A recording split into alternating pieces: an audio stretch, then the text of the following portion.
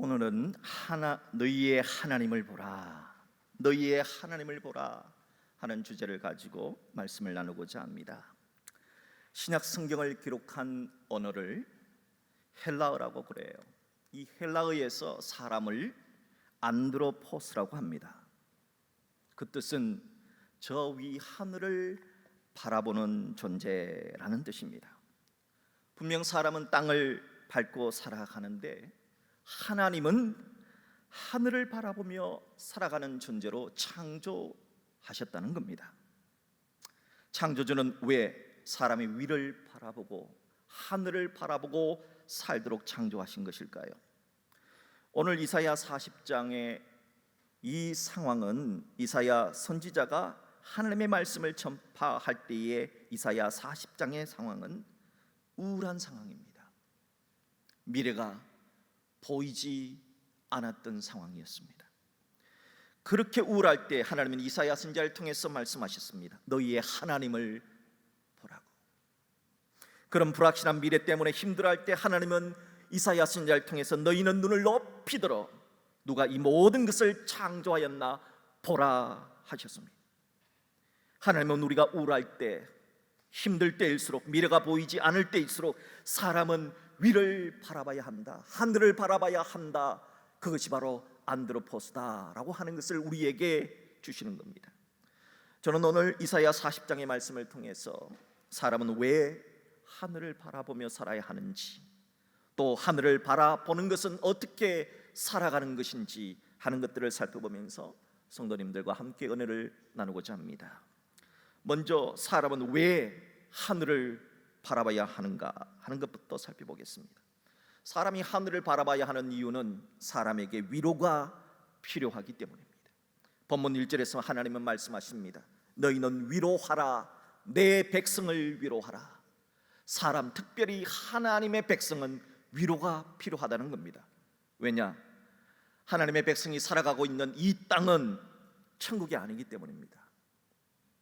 사람이 살아가고 있는 이 땅은 의인만 살아가는 것이 아니라 불의한 자로 함께 살고 있기 때문입니다. 사람이 살아가고 있는 이 땅은 착한 물고기만 사는 것이 아니라 악한 물고기도 함께 살아가고 있기 때문입니다.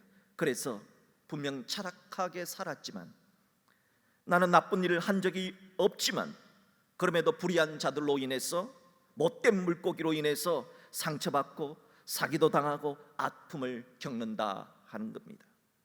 사람들은 이렇게 아플 때, 힘들 때, 어려울 때 위로가 필요하다는 겁니다. 위로한다라고 하는 말은 다시 숨을 쉼쉬게 한다, 숨 좀 쉬게 해주세요 라고 하는 말은 나 좀 위로 좀 해주세요 라고 하는 뜻이거든요. 그런데 골로새서 3장 1절의 말씀을 한번 들으십시오. 그러므로 너희가 그리스도와 함께 다시 살리심을 받았으면 위의 것을 찾으라. 왜 사람은 위의 것을 찾아야 되느냐?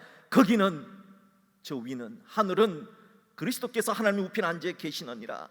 숨이 막힐 것 같던 이 상황에서 우리를 위로해 주실 하나님이 하늘에 계시기 때문이다. 그래서 하늘을 바라보라 말씀하신 것입니다. 그렇다면 위로는 어떻게 해야 사람이 다시 숨을 쉴 수 있는 위로가 될 수 있을까? 오늘 본문 22절은 이렇게 말합니다. 첫째는 마음에 닿는 말을 해야 위로가 된다. 마음에 닿는 말을 해요. 이사야 40장 2절을 보십시오. 너희는 예루살렘의 마음에 닿도록 말해라. 진짜 위로는 마음에 닿도록 말해야지 위로가 된다는 겁니다. 과연 누가 나의 마음에 닿도록 말할 수 있습니까? 여러분, 솔직히 말해서 나도 내 마음 모를 때가 많잖아요. 나도 내 마음을 모르는데 이런 내 마음을 누가 알고, 이런 내 생각을 누가 알아서 나를 위로해 줄 수가 있을까요? 여기에 대해서 답해 주는 말씀이 다니엘서 2장의 말씀입니다. 다니엘서 2장은 누가 내 마음을 알아주느냐? 하나님이다. 그렇게 말씀하신 이유가 나옵니다. 다니엘서 2장에 보면은 바벨론 제국의 느부갓네살 왕이 아주 이상한 불길한 꿈을 꾸게 됩니다. 그런데 일어났는데 꿈이 생각이 나지를 않는 거예요. 그래서 왕이 바벨론 땅 안에 있는 모든 술사들과 지혜자들을 다 불렀습니다. 내가 어제 이상한 꿈을 꿨는데, 아주 기분 나쁜 꿈을 꿨는데 끔찍한 꿈을 꿨는데 기억이 안 난다.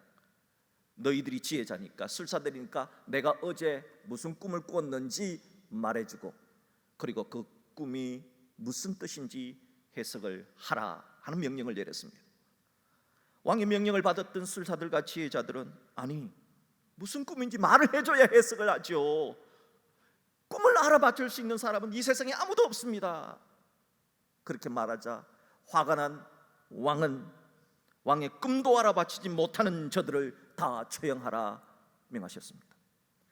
그럴 때 왕도 자기 꿈을 몰랐는데 그 꿈을 알아맞춘 사람이 있습니다. 바로 다니엘입니다. 다니엘이 그 꿈을 알아맞힘으로 국무총리의 자리에 오르게 됩니다. 그러면 다니엘은 어떻게 왕이 자기 꿈도 몰랐는데 왕이 자신도 모르는 그 꿈을 알아맞혔을까요? 하나님이 그렇게 하신 겁니다. 하나님이 알려주신 겁니다. 이 다니엘서 2장의 이야기를 통해서 내가 모르는 나의 꿈, 내가 모르는 나의 마음, 내가 모르는 나의 생각을 누가 아느냐? 하나님이 알고 있다는 겁니다. 그래서 그 하나님이 내 생각, 내 마음, 내 비전, 내 꿈을 알고 있으니까 그 하나님을 앙망하라. 그 하나님이 우리의 위로자가 되신다 하신 것입니다. 그러므로 사랑하는 성도 여러분, 위로가 필요한 사람은 사람에게 위로받으려 하지 말고 하나님을 찾아야 됩니다.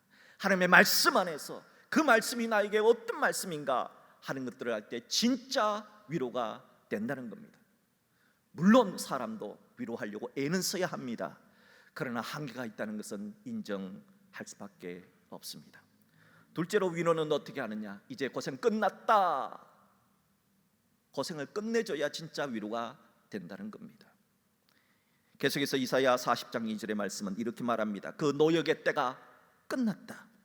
그 죄악이 사함을 받았다. 군인들에게 가장 위로가 되는 말은 이제 군복무 끝났다 하는 말일 겁니다. 수험생들에게 가장 위로가 되는 말은 이제 그 어려운 시험 다 끝났다 하는 말일 겁니다. 병든 자에게 위로가 되는 말은 이제 치료가 다 끝났다, 다 나았다 하는 말일 겁니다. 사실 2년 동안 이어진 코로나19로 인해서 얼마나 많은 사람들이 고생을 하고 있습니까? 특별히 방역 종사자들 얼마나 피곤에 쩔어 있습니까? 그리고 많은 사람들이 얼마나 우울합니까? 이런 상황 속에서 가장 위로가 되는 말이 있다면 무슨 말이겠습니까? 코로나19 끝났다 하는 말 아니겠습니까?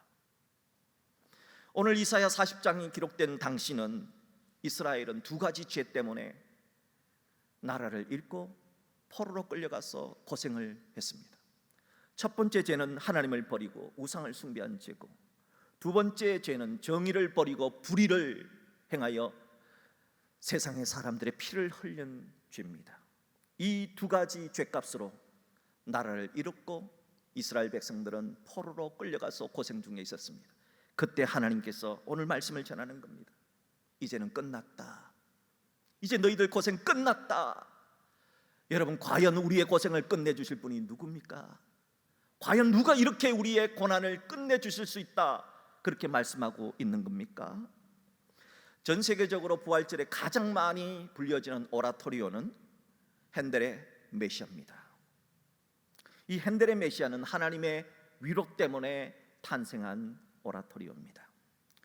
메시아를 작곡한 핸델은 본래는 독일에서 태어났는데 영국 왕실에서 왕실 작곡가로 영국 왕실의 총애를 받았습니다. 그렇게 잘 나가던 핸델이 1737년에 52살이 있을 때 뇌출혈을 일으켰습니다.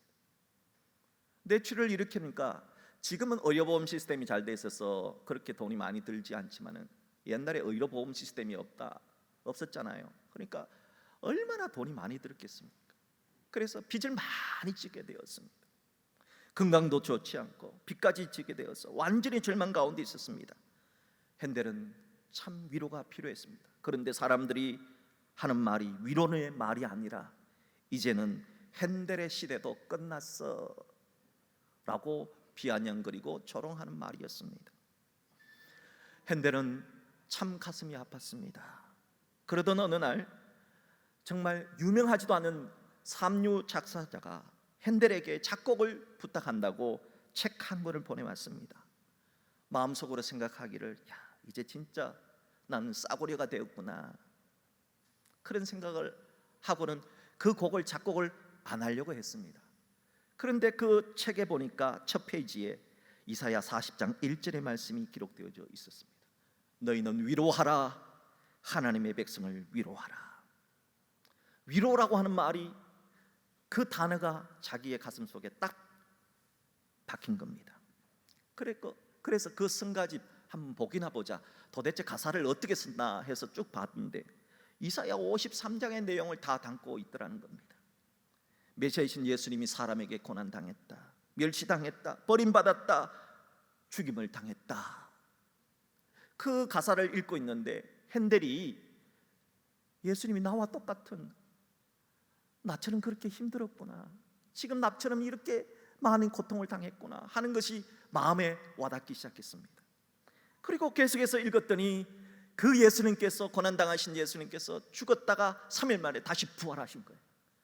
이걸 보고, 와, 예수님이 부활하셨다면 나도 이 우울에서, 나도 이 절망감에서 다시 일어날 수 있지 않을까 하는 그 희망 때문에 핸델은 그 자리에서 작곡을 시작하게 된 겁니다. 음식을 먹지도 않고 무려 24일 동안 작곡을 해서 탄생한 오라토리오가 그 유명한 핸델의 메시아입니다. 이렇게 고난 많은 우리 인간의 마음을 아시고 인간의 고생을 끝내주시고 위로해 주실 분은 여호와 하나님, 우리 주 예수 그리스도다 하는 것입니다. 그래서 오늘 이사야 선지자는 저 위를 바라봐라, 힘들 때, 어려울 때 새 땅을 바라보지 말고 위를 바라보라 하신 것입니다. 자, 그렇다면 하늘을 바라보는 것은 어떻게 하는 겁니까? 어떻게 하는 것이 하늘을 바라보는 겁니까? 하늘을 바라본다는 뜻은 하나님을 바라본다는 뜻이거든요. 하나님이 내 인생 속에 개입해 주면 모든 문제가 끝나는 거 아닙니까? 해결되는 것 아닙니까? 자, 그러기 위해서는 우리가 하나님이 내 마음속에 올 수 있도록 길을 닦아야 된다, 준비를 해야 된다는 겁니다. 어떤 준비를 했냐? 첫 번째, 하늘을 바라보는 준비는 높은 것은 낮추고 낮은 것은 높이는 평탄화의 작업의 준비가 필요하다는 겁니다. 하나님이 내 인생에 개입하도록 하나님이 오시는 길을 준비하는데 이사야 선지자는 그 준비를 3절과 4절에서 이렇게 말해주고 있습니다. 자, 본문 3절 4절을 보십시오. 외치는 자의 소리여 이르되 너희는 광야에서 여호와의 길을 예비하라, 준비하라. 어떻게 준비하느냐? 사막에서 우리 하나님의 대도를 평탄하게 하라. 어떻게 해요? 골짜기마다 도두어지며 산마다 언덕마다 낮아지며 고르지 아니한 것이 평탄하게 되며 험한 곳이 평지가 될 것이라 했습니다. 그러니까 두 가지입니다. 골짜기는 낮아 있는 골짜기는 이렇게 올리는 거죠. 메꾸어서 올리고, 높은 산과 언덕은 깎아서 낮추는 것입니다. 여기서 말하는 골짜기는 낮은 자존감을 뜻합니다. 나는 가능성이 없어, 나는 희망이 없어, 난 뭘 해도 안 돼 하는 그 골짜기 말이죠. 낮은 자존감을, 이 푹 파여버린 마음을 메꾸라는 겁니다. 어떻게 메꿀 수 있습니까? 여러분, 우리가 누굽니까? 여러분이 누굽니까? 하나님의 아들, 하나님의 딸 아닙니까? 예수님이 뭐 때문에, 누구 때문에 죽었습니까? 여러분 때문이잖아요. 여러분 구하시려고 죽으신 거 아닙니까? 여러분, 그 생각을 자꾸 해보세요. 내가 누구냐? 나는 하나님의 유일하신 아들 예수 그리스도가 우리를 살리고, 나를 살리려고, 우리라는 말을 나로 바꿔보세요. 나를 살리려고 십자가 지신 그렇게 소중한 사람이다 하는 그런 생각을 하게 되면요, 나는 아무것도 아니라고.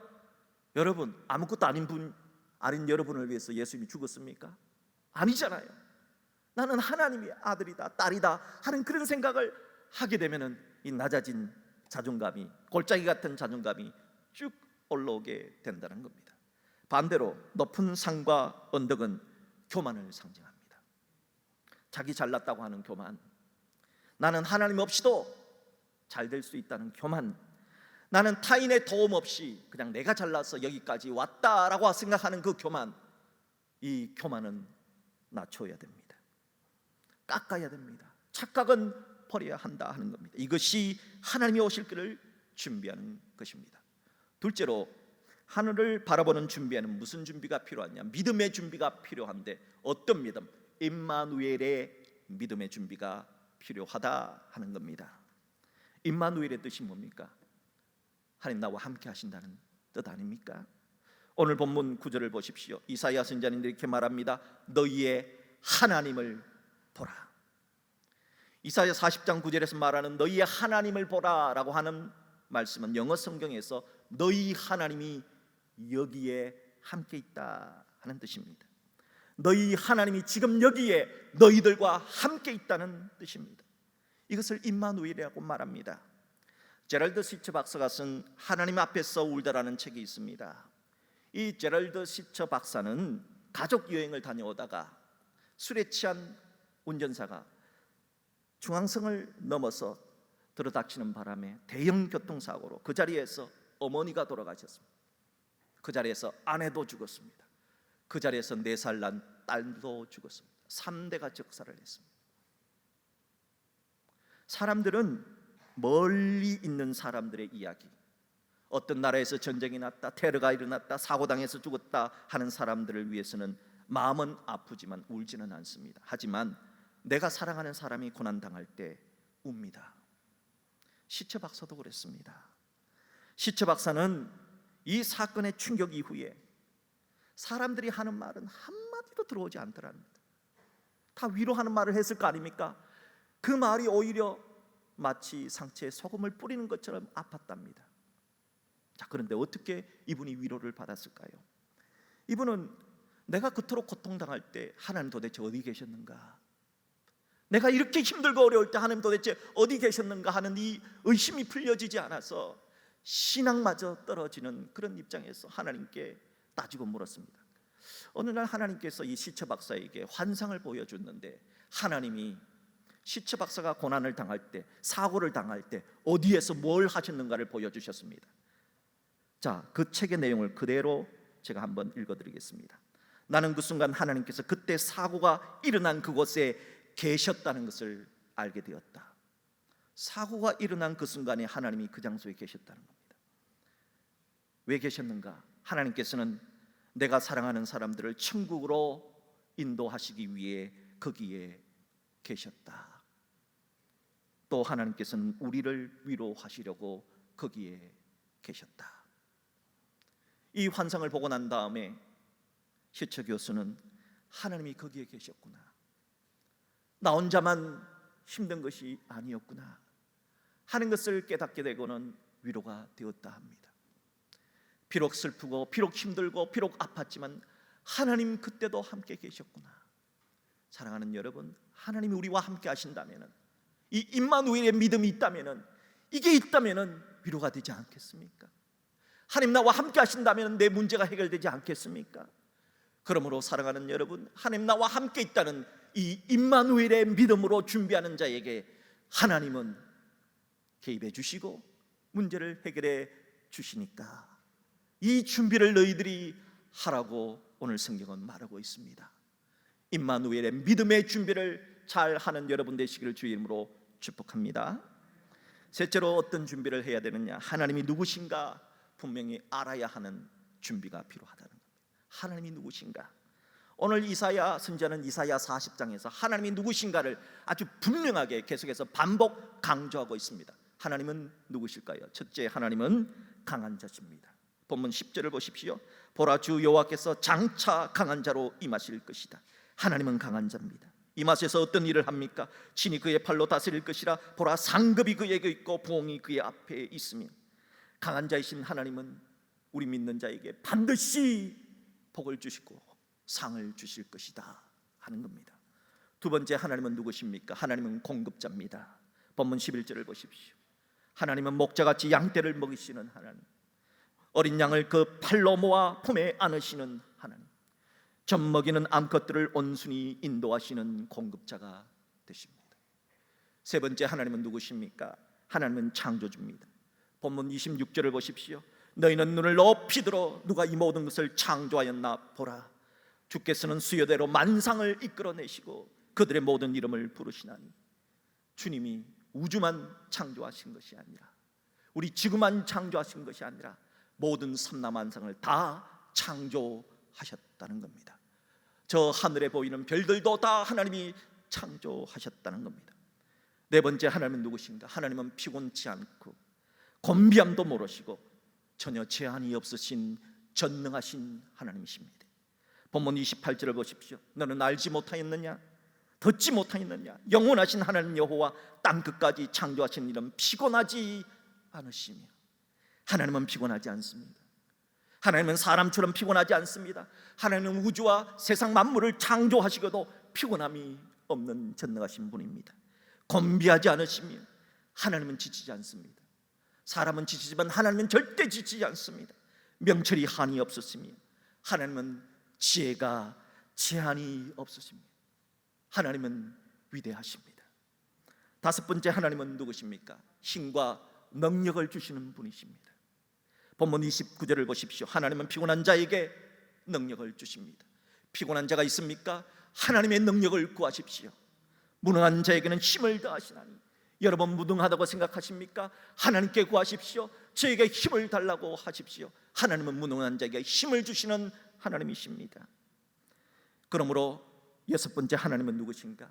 하나님 앞에는 세상 모든 사람이 풀과 같습니다. 본문 6절을 보십시오. 모든 육체는 풀이요 온 세상을 정복했던 위대한 장군들과 통치자들도 하나님 앞에는 풀과 같습니다. 그의 모든 아름다운 들의 꽃과 같으니 하나님 앞에서는 그렇게 꽃처럼 아름다웠던 양귀비도 클레오파트라도 순간에 불과하다 하는 것입니다. 그러므로 하나님은 누구십니까? 일곱 번째, 하나님은 세계 모든 나라가 하나님 앞에서는 물 한 방울과 같고 모든 섬들은 먼지에 불과하다는 겁니다. 본문 15절을 보십시오. 하나님께는 열방이 세계 모든 민족이 통에 한 방울 물과 같고. 여러분 세계를 보십시오. 러시아 얼마나 큰 나라입니까? 미국 얼마나 큰 땅입니까? 중국 얼마나 넓습니까? 그러나 하나님 앞에서는 그 넓은 나라도 물 한 방울과 같다는 겁니다. 저울의 작은 티끌 같으며 섬들은, 여러분 제주도 같은 섬, 일본 같은 섬, 호주 같은 섬나라 얼마나 큽니까? 그러나 그런 섬들도 하나님 앞에는 떠오르는 먼지와 같다. 먼지 한 티끌과도 같다는 겁니다. 역사상 대제국 바빌론의 최고왕으로 손꼽히는 왕은 느부갓네살 왕입니다. 다니엘서 4장을 보면 이 위대한 느부갓네살 왕이 7년 동안 미쳤다 하는 것을 기록을 해 놓았어요. 야, 참 성경에는 별의별 게 다 기록되어 있는데 참 이상한 것을 기록해 놨어요. 뭐 미친 사람이 한두 명이 있겠습니까? 그런데 왜 느부갓네살 왕이 미쳤느냐? 이것을 기록해 놓은 이유가 있습니다. 그가 언제 미치는가를 보십시오. 느부갓네살 왕이, 이 사람은 자신의 능력이 탁월해서 바벨론 대제국을 만들었다고 생각을 했습니다. 어느 날 느부갓네살 왕이 왕궁의 옥상을 거닐다가 자신이 건설한 도시를 보고, 바벨론 도시를 보고 감탄을 합니다. 정말 내가 볼 때도 이 바벨론은 위대해, 정말 나는 위대해, 이렇게 말했답니다. 느부갓네살 왕이 건설한 왕궁과 도시는 지금도 대형 박물관에 있지만은 이 바벨론의 성벽은 이중 성벽인데 성벽 하나가 8m가 됐습니다. 그 위로, 성벽 위로 4마리 말이 끄는 마차가 달릴 정도로 그렇게 위대하고 웅대하고 튼튼했던 성벽이었습니다. 그걸 보고 감탄했던 겁니다. 또한 느부갓네살 왕은 지금도 세계 7대 불가사의 중에 하나라고 말하는 공중의 정원을 만들었습니다. 공중정원. 여러분, 공중의 정원을 만든 거예요. 자신의 아내를 위해서 만들었습니다. 어떻게 만들었냐? 도시 한가운데 거대한 인공산을 만들고 유프라테스의 강물을 끌어들였습니다. 그리고 세계의 희귀한 각종 꽃들, 각종 나무들을 공중정원에 만들어 심었습니다. 그걸 바라보면서 느부갓네살 왕은 이야, 정말 내가 만들었지만 위대하다, 정말 멋지다 탐복을 했습니다. 그러면서 느부갓네살 왕이 이렇게 말합니다. 다니엘서 4장 30절입니다. 나 왕이 말하여 이르되 이 큰 바벨론은 내가 능력과 권세로 건설하여 나의 도성으로 삼고 이것으로 내 위엄의 영광을 나타낸 것이 아니냐. 내가 잘났어, 내가 위대해서 이런 바벨론 제국이 된 것이 아니냐 교만을 떨었던 겁니다. 바로 그때 교만이 극에 달했을 때 느부갓네살 왕은 순식간에 정신 이상을 일으키게 됩니다. 미친 것입니다. 현대 정신의학자들은 이 느부갓네살 왕의 정신질환을 라이켄트라피라고 하는 정신병에 걸렸다 그렇게 봅니다. 라이켄트라피라고 하는 희귀 정신병은 어떤 병이냐 하면은 자신을 동물로 생각하고 동물처럼 행동하고 동물처럼 울부짖고 동물처럼 먹고 자고 하는 그런 이상한 정신병입니다. 느부갓네살 왕은 동물처럼 풀을 뜯어먹기 시작했습니다. 여러분, 신하들이 얼마나 놀랐겠습니까? 왕이 지금까지 풀을 먹은 왕이 아니잖아요. 베스테리안도 아니잖아요. 그런데 풀을 뜯어먹기 시작한 겁니다. 왕이 왕궁에서 자지 않고 바깥에 나가서 계속해서 이슬을 맞고 잡니다. 매일 기름을 발라서 빚어주었던 머리털은 독수리 털처럼 되고 날마다 궁녀들이 손질해두는 손발톱은 새의 손발톱처럼 되었습니다. 그렇게 무려 7년을 미친 듯이 보냈습니다. 7년의 시간을 보낸 다음에 이 느부갓네살 왕이 정신이 돌아왔습니다. 그런 다음에 다니엘서 4장 37절에서 이렇게 말합니다. 7년의 험악한 세월을 보낸 느부갓네살 왕이 하는 말을 들어보십시오.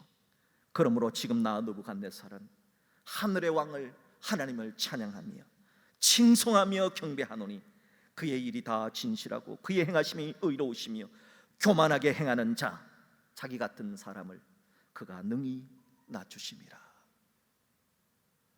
하나님은 위대하십니다.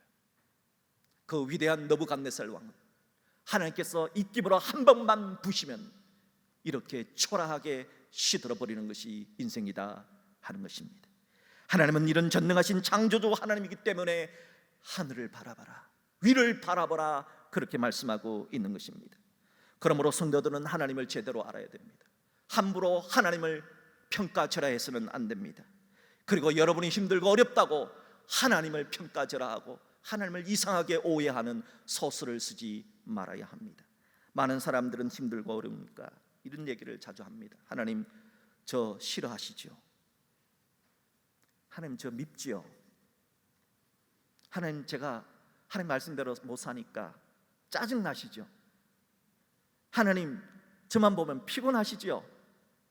예배도 제대로 안 드리고 내들 농땡이나 치고 그러니까 하나님 저 같은 사람 보면은 짜증나시죠? 이제 하나님도 저한테 한계에 도달하셨지요. 그래서 제가 하는 기도 무시하는 거 아닙니까? 하고 하나님을 속단하지 말아야 합니다. 하나님을 속좁은 하나님으로 소설 쓰지 말아야 합니다. 여러분, 하나님은 그런 하나님이 아닙니다. 강하신 하나님, 위대하신 하나님, 공급자이신 하나님, 세상의 모든 나라 모든 사람을 풀처럼 만들어버리신 전능하신 하나님은 절대 우리를 피곤해하지 않습니다. 절대 하나님은 여러분을 버리지 않습니다. 절대 하나님은 여러분을 제한하지 않습니다. 지금이라도 위를 바라보고 하나님을 바라보고 여호와를 앙망하는 자는 본문 31절의 말씀처럼 독수리처럼 높이 비상할 수 있게 하신다 말씀하셨습니다. 우리 본문 31절을 같이 합독합니다. 오직 여호와를 앙망하는 자는 새 힘을 얻으리니 독수리가 날개치며 올라감 같을 것이요 다른 박질하여도 곤비하지 아니하겠고 걸어가도 피곤하지 아니하리로다. 독수리는 새들 중에서 가장 높이 하늘을 날아오르는 새입니다. 인터넷을 조사하니까 얼마까지 올라갈 수 있느냐, 4,000m까지 독수리가 올라갈 수 있답니다. 산소호흡기도 안 달고 어떻게 4,000m까지 올라갈 수 있을까? 그래서 기네스북에 오른 독수리 중에서 가장 높이 하늘을 올라간 독수리를 찾아보니까 1973년 11월 코트 디부아르 상공 해발 11,300m에서 비행기와 충돌한 루펠 독수리라고 하는 이 독수리가 기네스북 기록에 가장 높이 하늘에 올라간 독수리로 기록되어져 있습니다. 여러분, 독수리가 산소 마스크도 없이 어떻게 그 높은 하늘까지 올라갈 수 있었을까요? 우리 같으면 심장이 터졌을 텐데 어떻게 올라갈 수 있었을까? 그래서 궁금해서 찾아봤더니 독수리가 하늘을 높이 나를 수 있는 이유는 다른 새들과는 다르게 비행을 하기 때문이랍니다. 일반적인 새들은 자기 힘으로 난답니다. 자기 힘으로, 자기 근육으로 날개를 퍼덕여서. 그러나 독수리는 자기 힘으로 날지 않는답니다. 어떻게 날았냐? 독수리는 하늘로 올라가는 상승 기류가 있는데, 이 따뜻한 상승 기류가 휙 올라가는데, 이 기류를 보고 이 기류에 자기의 몸을 싣고 날개를 뻗친답니다. 그러면은 상승 기류를 타고 쑥 하늘로 높이 올라가게 된다는 것입니다. 성경은 독수리에 대한 이야기를 많이 기록해 놓고 있습니다. 하나님은 왜 수많은 짐승 가운데 독수리를 하나님의 말씀에 인용을 해 주셨을까요? 거기에 이유가 있습니다. 독수리는 자기 힘으로 하늘을 날지 않습니다. 하나님의 사람은 자신의 힘으로 이 생을 살지 않습니다. 자신의 지혜로, 자신의 능력으로 이 세상을 사는 것이 아닙니다. 하늘로부터 내려오는 힘, 하늘로부터 내려주신 힘, 하늘의 능력으로 이 세상을 살아가는 것입니다. 사랑하는 성도 여러분, 우리가 왜 세상에서 힘들고 지치고 아프고 넘어집니까? 내 힘으로 살려고 하니까요. 내 지혜로 살려고 하니까요. 자기가 잘난 줄 알고 살려고 하니까요. 그렇지 않습니다. 독수리처럼 하늘을 높이 상승하고 싶어하는 사람은 내 힘으로 살아서는 안 됩니다. 하늘로부터 공급해주는 힘, 하늘에 내려오시는 지혜와 능력으로 살아야 하는 것입니다. 사랑하는 여러분, 하나님을 바라보십시오. 힘들고 어렵고, 여러분 너무너무 힘들고 너무 어렵고 위로받고 싶을 때 하나님을 부르십시오. 그리고 하나님의 말씀을 보십시오. 하나님의 말씀을 붙들고 하늘로부터 내려주는 힘과 지혜와 능력으로 여러분 자신의 힘이 아니라 상승기를 타고 상승하고 그리하여 높은 하늘을 날았던 독수리처럼 우리 모두도 그렇게 날 수 있기를 주의 이름으로 축복합니다. 축복합니다.